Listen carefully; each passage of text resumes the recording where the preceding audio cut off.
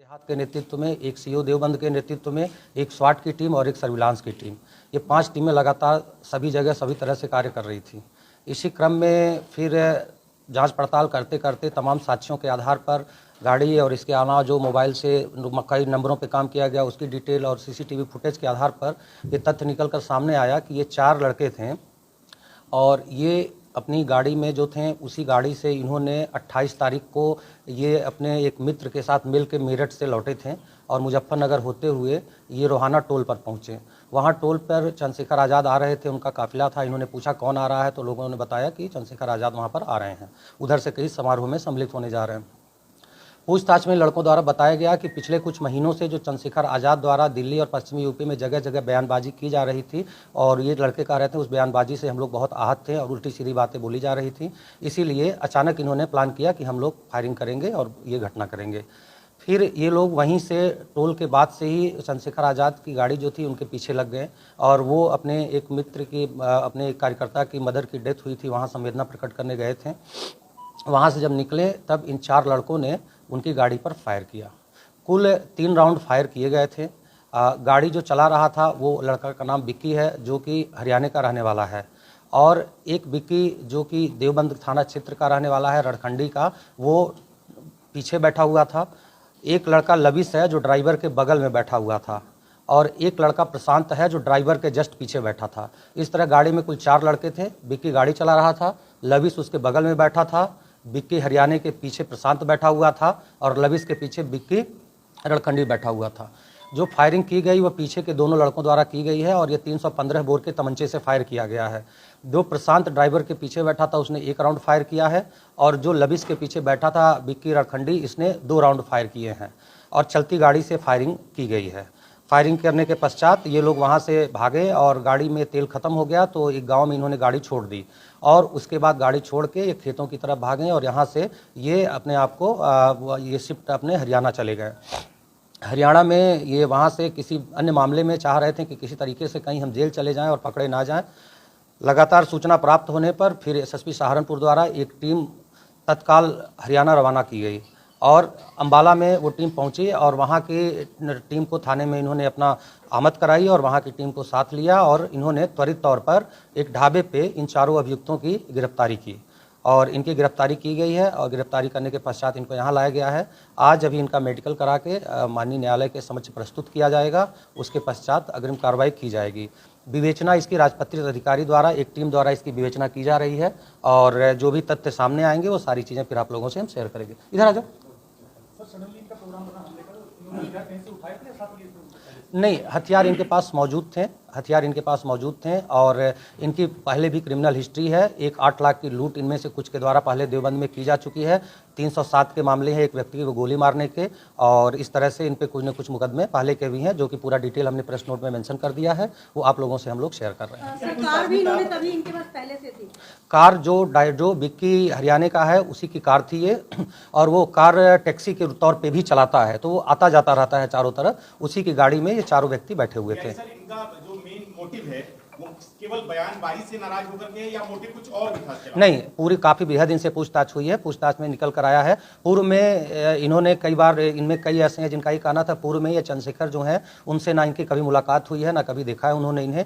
जो बयान इनके पिछले कुछ महीनों से लगातार हो रहे थे, इनका कहना है कि उनको उल्टे सीधे बयानों से हम लोग खार खाए हुए थे, इस कारण इन्होंने ये तात्कालिक तौर पर ये हमला किया।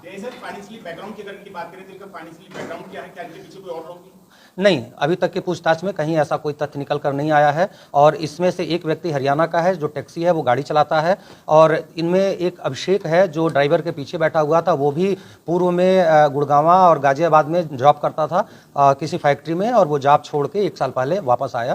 तो वित्तीय रूप से ये बहुत संपन्न नहीं है और ना ही इनके पीछे किसी का अभी तक हाथ तक पाया गया। इनकी अभी ऐसा कुछ नहीं मिला है जिसकी फैमिली बैकग्राउंड में मिला हो। हाँ, लविश जो है, लविश का चाचा है, वो देवबंद जेल में बंद रहा है, उसके ऊपर इनके द्वारा 10 मुकदमे बताए गए हैं जिसकी जांच पड़ताल की जा रही है। पूर्व में भी लविश जो है वो देवबंद में जेलर के ऊपर भी फायरिंग एक की गई थी घटना, उस घटना में 307 में आरोपी था और उसमें वो जेल गया था।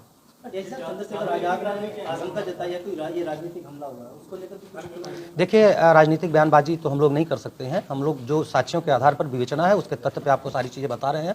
काफ़ी बृहद पूछताछ की गई है, सारे वैज्ञानिक साक्ष्य एकत्र किए गए हैं, बहुत सारी फुटेज एकत्र की गई है, बहुत सारी चीज़ें हुई हैं जो इन्वेस्टिगेशन के पार्ट हैं, जो हम लोग इन्वेस्टिगेशन में सामने लाएंगे। हरियाणा वाला जो है उसका बैकग्राउंड क्या है? अपराधी हाँ, मैंने आपको बताया, अभी उसके खिलाफ कोई मुकदमा अभी तक संज्ञान में नहीं आया है। और वो टैक्सी जो गाड़ी थी, वो गाड़ी टैक्सी के तौर पे भी चलाता है और वहाँ से जगह जगह ले जाता है। कैसे संपर्क में आए वो हरियाणा का ये देवबंद के? ये आपस में मित्र बने थे 2-2.5 साल पहले। जो बिक्की हरियाणा के हैं, उनकी रिश्तेदारी रणखंडी में है और आपस में रिश्तेदारी थी, तो आते जाते थे, फिर आते जाने से ये दोस्त बन गए। जी, अभी ये चीज़ देखी जा रही है, कास्ट की जांच पड़ताल हम लोग कर रहे हैं। अच्छा, ये गाड़ी वहाँ पर छोड़कर क्यों भागे?